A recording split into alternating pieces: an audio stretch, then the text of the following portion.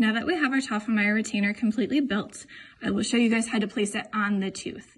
This is something that the AFTA or the dentist is going to do. In Ohio, the dental assistant does not place the Tofflemire retainer on the tooth.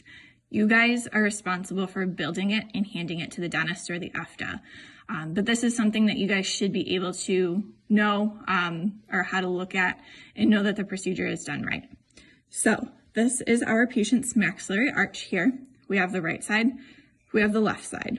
My Tofflemire retainer is currently built for the upper left. So I will place the edges of the retainer between the teeth. This is going to be a little tight. Typodont teeth are very tight, sometimes hard to fit this band around. So this band is a little bit loose on this end. So what we will do is we will take the inner adjusting knob and we will start to close up the size of that band loop. So we're going to make that nice and snug and tight. And not only are we going to tighten that up, we will get a wedge out as well. So wedges are placed with cotton pliers. So this is our wedge that I'm going to be using. Wedges typically have an end that's a little bit more blunted and a little bit more slanted. So that end is going to be placed towards the gum line. So I will flip this so I can show you how to place that wedge. So you can see that little edge here.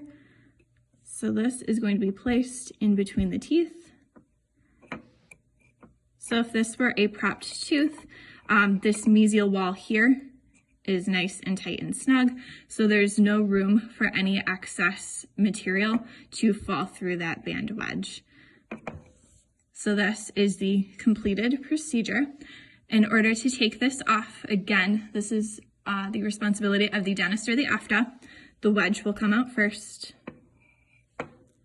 Then the Tofflemire retainer can be released off of the matrix band. So this will come apart. And then the dentist will slowly inch this out. And then the patient's tooth is restored and the patient is ready to go.